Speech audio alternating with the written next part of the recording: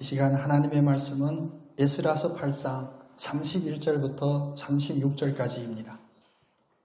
첫째 달 12일에 우리가 아호와 강을 떠나 예루살렘으로 갈새 우리 하나님의 손이 우리를 도우사 대적과 길에 매복한 자의 손에서 건지신지라. 이에 예루살렘에 이르러 거기서 3일간 머물고 제4일에 우리 하나님의 성전에서 은과 금과 그릇을 달아서 제사장 우리아의 아들 무레모세의 손에 넘기니 비느하스의 아들 엘르아살과 레위 사람 여수아의 아들 요사박과 빈누이의 아들 노야다가 함께 있어 모든 것을 다 세고 달아보고 그 무게의 총량을 그때에 기록하였느니라. 사로잡혔던 자의 자손 곧 이방에서 돌아온 자들이 이스라엘의 하나님께 번제를 드렸는데 이스라엘 전체를 위하여 숫송아지 12마리요 또 순양이 96마리요 어린 양이 77마리요 또 속죄제의 순염소가 12마리니 모두 여호와께 드린 번제물이라.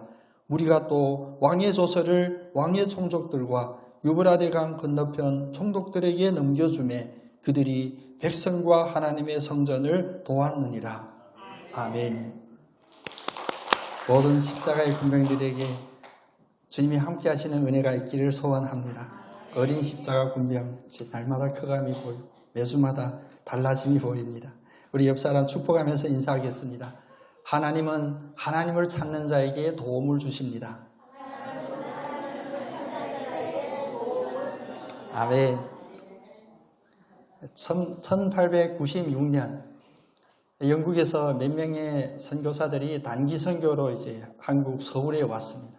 그때 서울에 있는 신학대학 중에 협성대학이라고 하는 우리 감리교 신학대학이 있었거든요. 초창기 신학교인데. 그래서 그들이 선교사님들한테서 영국 민요도 배우고 노래도 배웠어요. 그 중에 한 멜로디가 너무나 마음에 들어서 거기에다 이제 우리말로 가사를 붙여서 합창으로 노래를 부릅니다. 그 노래가 바로 이 노래입니다. 제가 핸드폰으로 한번 들려드릴게요.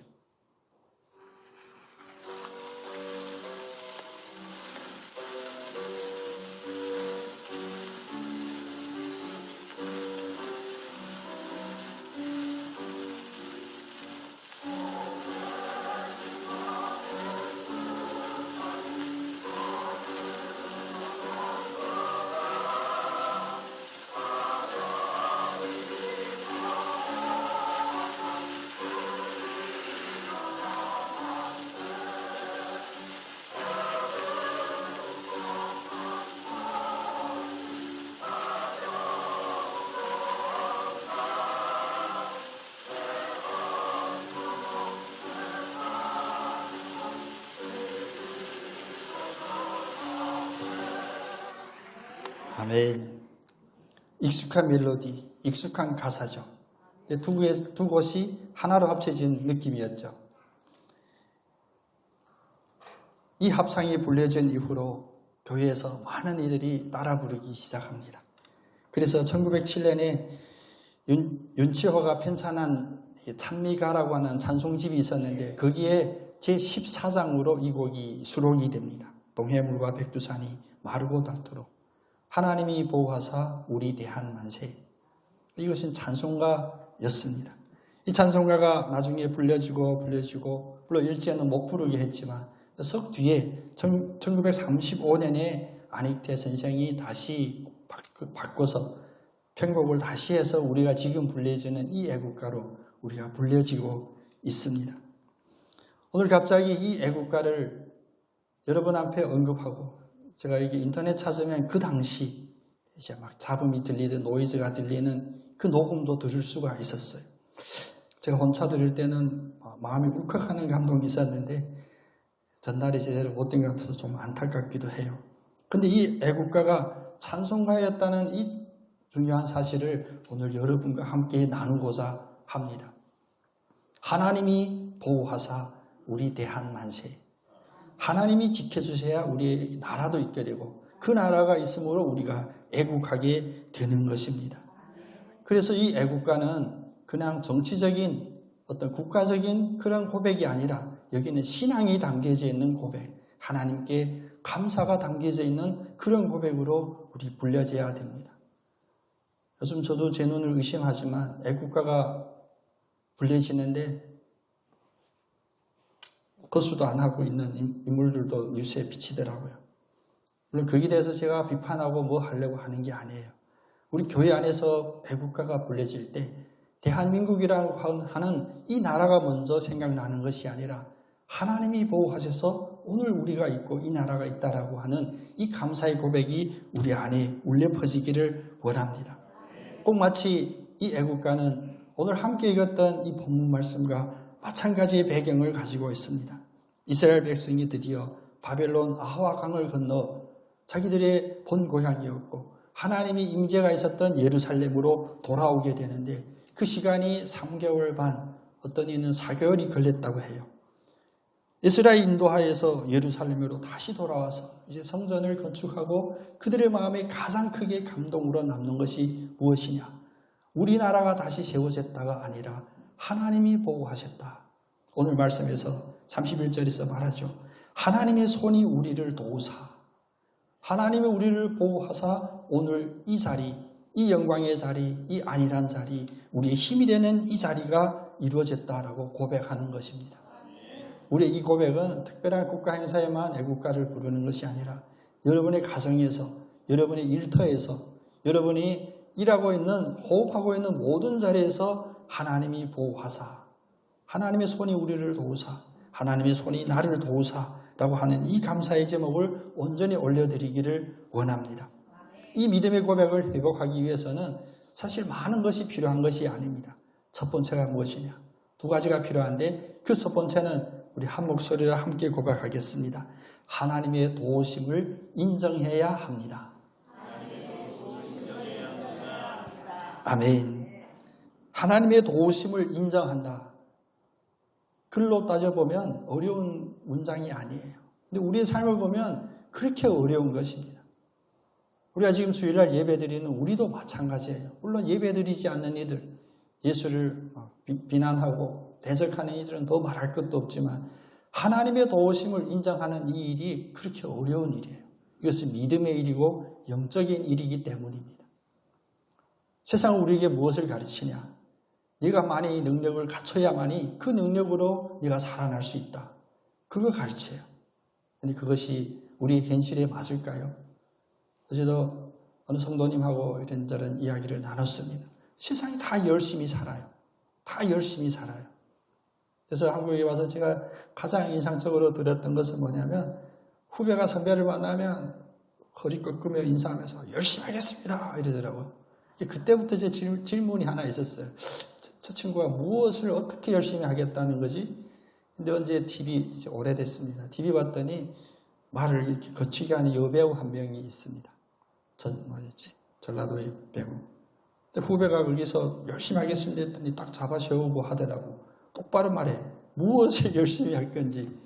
그래서 이런 생각 가지는 이가 저뿐만이 아니구나. 근데 이게 매우 중요하거든요.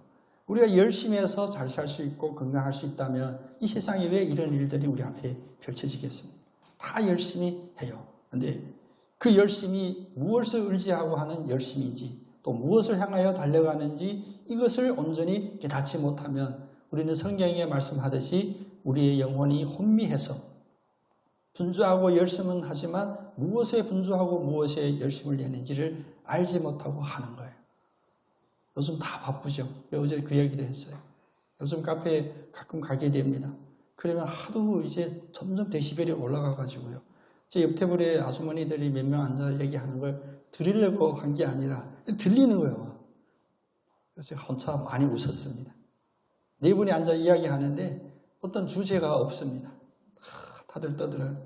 예를 들면 A란 얘기를 막 하다가 예를 들면 남편 얘기 막 하다가 갑자기 누가 바뀌어서 뭐 어쩌면 그냥 화제가 바뀌어져요.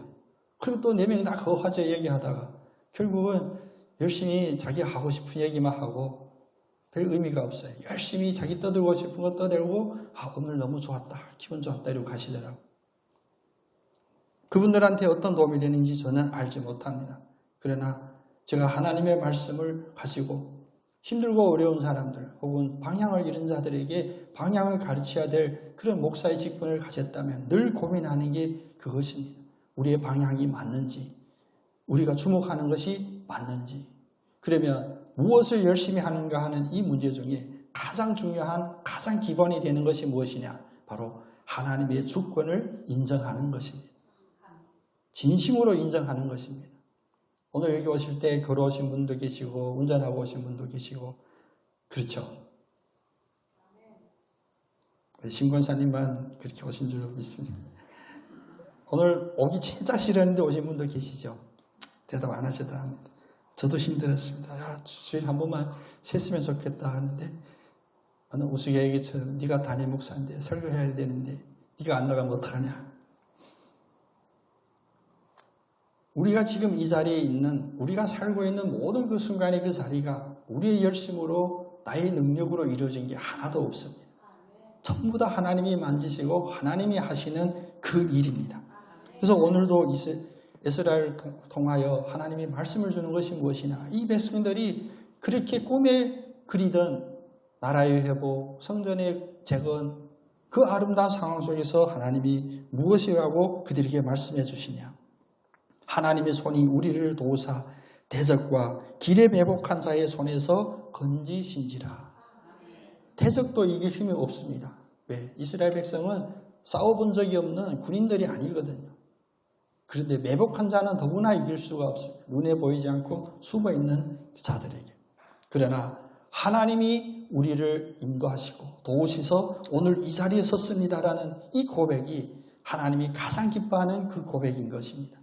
오늘 어떠한 마음으로 우리 예배 자리에 왔든지 하나님의 그 도우심을 인정할 때 우리의 모든 고백이 하나님이 기뻐하는 고백으로 바뀌는 놀라운 역사들이 일어나기를 원합니다.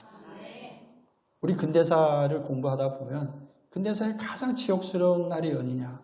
우리가 경술국치라고 이야기하죠. 1910년에 공식적으로는 한일 합병이라고 하는데 이건 사실 정확한 표현이 아니에요. 누가 원해서 한 것도 아니고 강제로 조선을 일본에 편입시키고 이 나라를 탈취합니다. 그래서 대한민국 역사상, 우리 한민족의 역사상 가장 수치스러운 날이 바로 1910년 그 한일 합병의 굴욕적인 조약을 맺은 그 날입니다. 이 조약으로 말미암아 35년 동안 우리 나라를 잃었어요. 나라만 잃은 게 아닙니다. 우리 언어도 빼앗기고 우리의 성도 빼앗기고 그러한 상황 속에서 다들 어떻게 했습니까? 열심히 했습니다. 오늘 이야기는 녹음도 되지만 저는 당당하게 이야기 고백할 수 있습니다. 상하이를 가서 임시정부도 세웠고 하얼빈에서 저격도 했고 상하이에서 도시락 폭탄도 던졌습니다.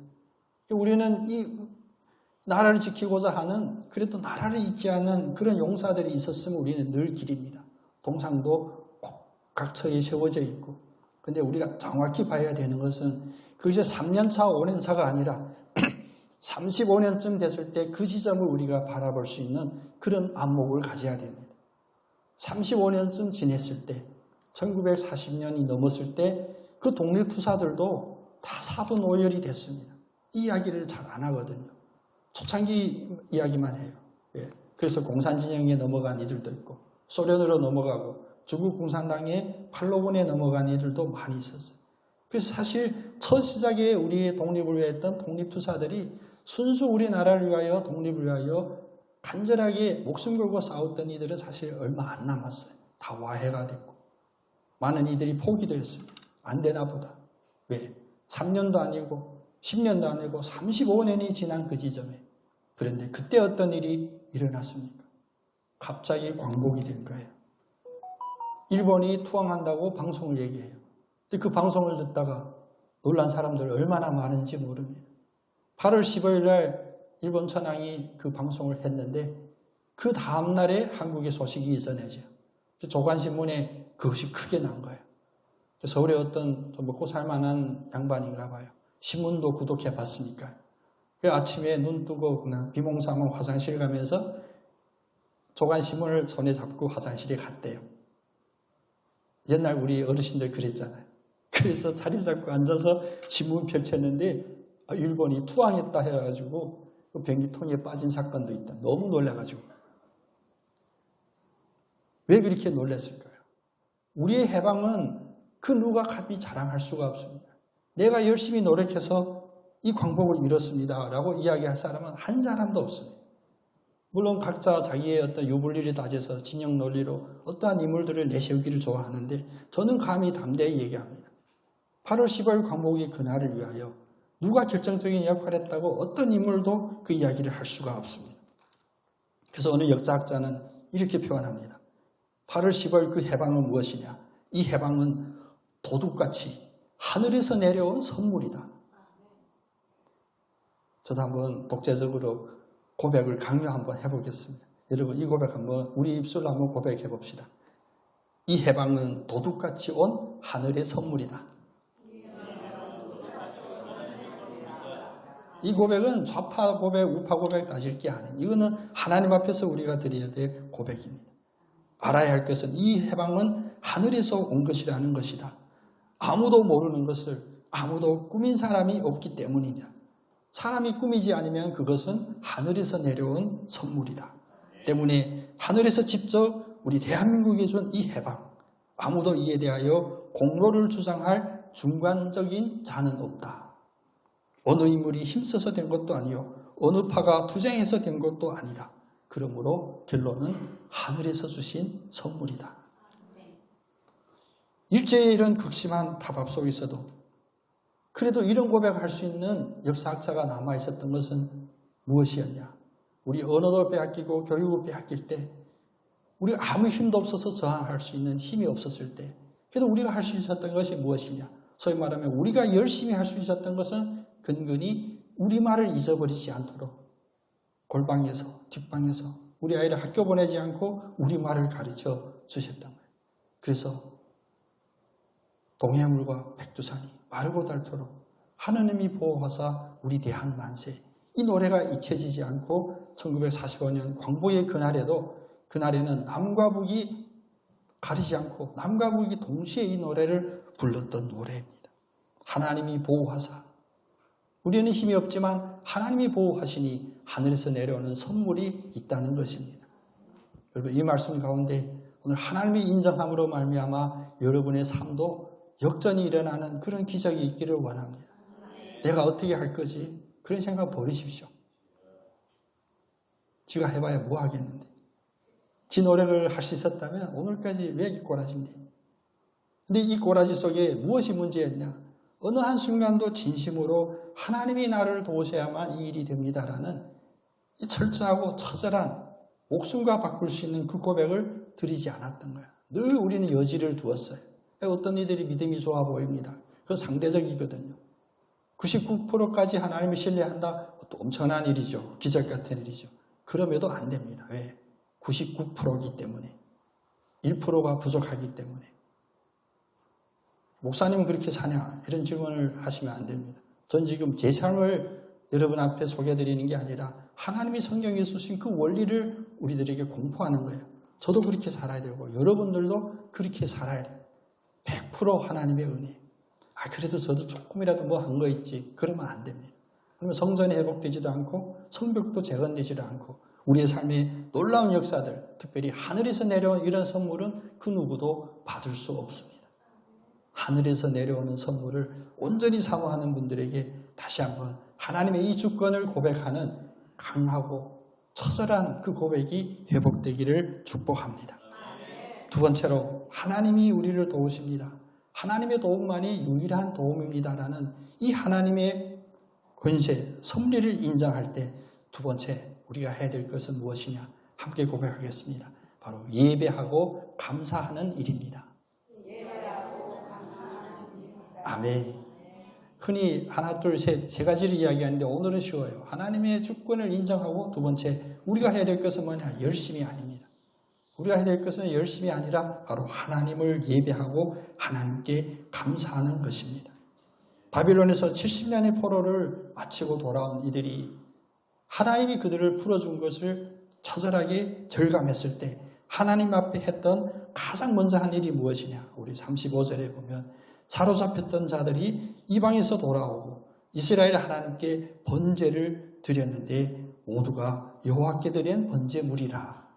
여기 보면 번제물로 드렸던 그 제사 예물들이 숫자까지 나와요. 숫송아지 12마리, 순양 96마리, 어린 양 77마리, 순염소 12마리. 이 숫자는 성경에 그냥 어떤 통계표 때문에 적은 숫자 아니면 우리가 알죠. 다 영적인 의미가 있는 거예요. 숫송아지 12마리 드렸으면 이스라엘 12지파에서 한 지파에서 한 마리씩 드렸다를 상징하는 거예요. 그러니까 한 지파도 빠지지 않고 다 하나같이 한 마음으로 드렸다. 그러면 96마리는 무엇이냐? 12지파에서 각기 8마리씩 드렸고 또 77마리는 완전하게 드렸다. 하나님께 드렸던 이 제사의 그 표현이 무엇이냐면 그냥 하나님께 형식적인 그런 예배를 드린 것이 아니라 감사의 예배를, 온전한 감사의 예배를 드렸다라고 말하는 것입니다. 우리 민족이 하늘에서 내려온 그런 해방의 역사를 진정으로 하나님 앞에 감사했을까? 우리가 겪은 일이 아니니까 우리가 역사를 쉽게 이야기할 수 있습니다. 그런데 결론적으로는 온전하게 하늘에서 내려온 은혜에 하나님의 그 선물에 감사하지를 않았어요. 그래서 사실 보면 8월 15일에 광복이 난 이후에 뭐 합니까? 처절하게 남북이 갈라졌잖아요. 왜? 각자 다 자기의 욕심이 있었고 자기 주장하는 바가 있었거든요. 다 내가 한 일이고 내가 공로가 더 크다. 그래서 하늘에서 내려온 하나님의 그 은혜에 온전하게 감사하고 예배하지 못하니 그 다음 두 번째 위기가 우리들에게 닥쳐온 거예요. 6.25라고 한 것은 사실 우리가 우리 일이기 때문에 너무나 가슴이 아프니까 그것을 구체적으로 언급하지 않지만 세계 역사에서 가장 처절한 어떤 국지적인 나라, 한 나라에서 이루어진 가장 처참한 전쟁입니다. 이 전쟁에 몇 개 나라가 동참된지 여러분 아시죠? 이 작은 땅덩어리에 이 전쟁 때문에 26개 나라가 투입이 됐어요. 뒤에서 무기 제공하고 뭐 한 것까지 따지면 40여 개 나라가 이 작은 땅덩어리에 그것도 북쪽이 아니라 남쪽에만 집중되어 있는 이 전쟁에 투입이 됐다니까요. 세계사에 그런 역사가 없습니다. 이렇게 많은 나라가 한 나라의 이 작은 지역에 집중해가지고 6.25 터진 그날 알죠. 주일날 새벽에 공격이 시작이 됩니다. 다들 즐거워 있었습니다. 휴일이니까. 요즘도 우리 군인들은 그렇게 하는지 심히 걱정이 되어 기도합니다만 휴일날 적은 쉬지 않거든요. 서울도 빼앗기고 부산까지 밀려갔습니다.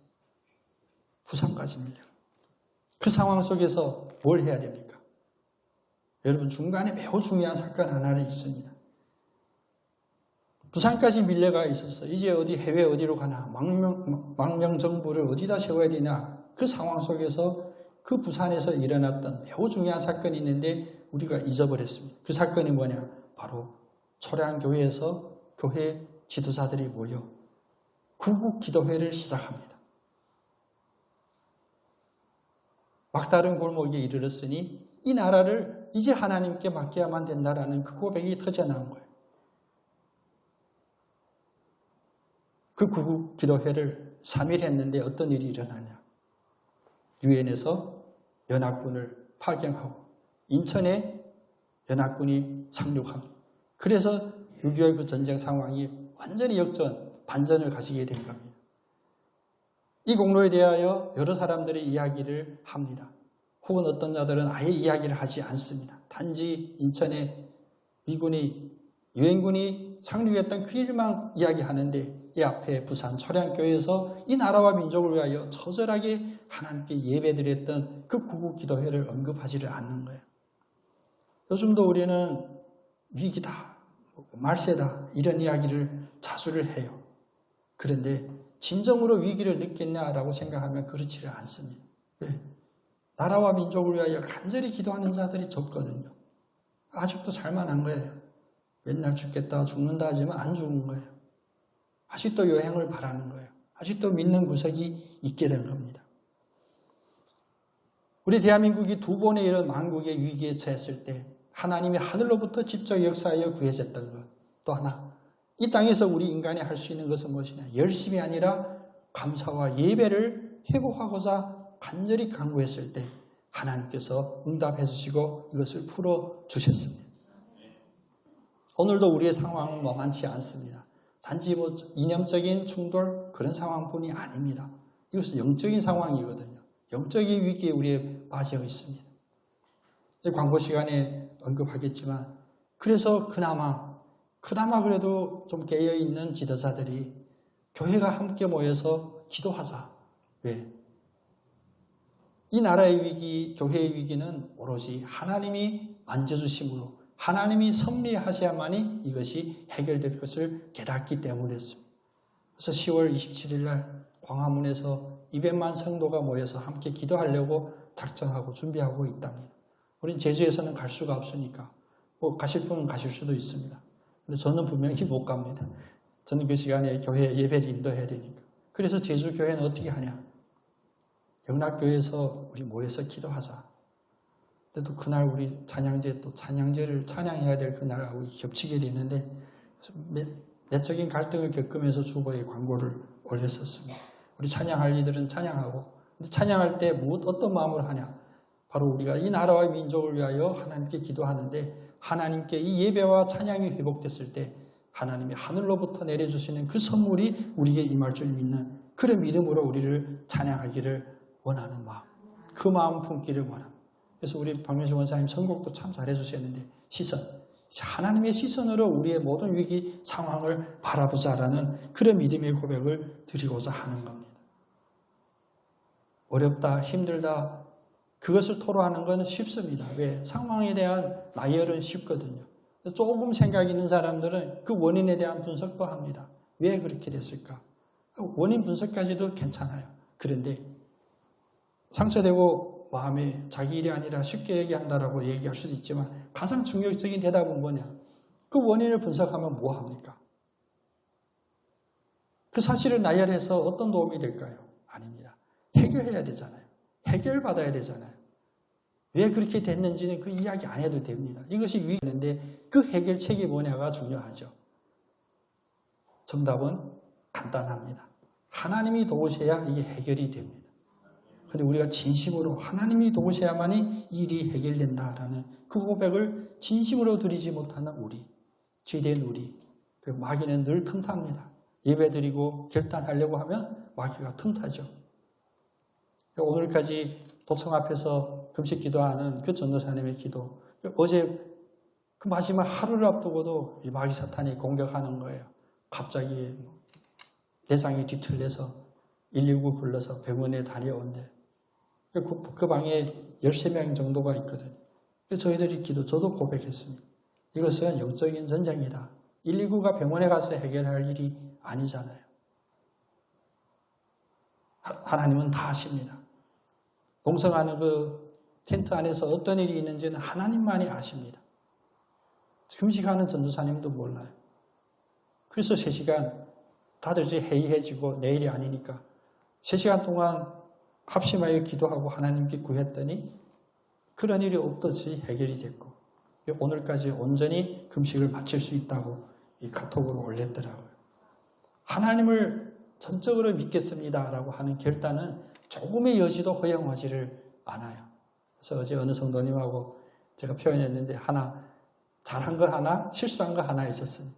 잘한 거 하나 뭐냐? 성경은 분명히 하나님은 질투하시는 하나님이라고 말씀하십니다. 뭘 질투하냐? 하나님이 아닌 그 무엇인가를 의지하거나 마음에 두거나 사랑하면 그것이 설령 우리 남편 되고 우리 아내 되고 우리 자녀라 할지라도 하나님이 아닌 그것을 사랑하면 하나님은 그것을 질투하는 거예요. 제가 그것을 선포한 것은 잘한 것이고 두 번째는 성경이 없는 얘기를 제가 한 거예요. 하나님은 참 지독하신 하나님. 이거 성경에 나오는 게 아니에요. 왜 그러냐? 이 질투의 그 정도가 어느 정도냐? 조금의 여지도 안 줘요. 처절하게 질투를 하십니다. 조금만 남아있어도 용서하지 않아요.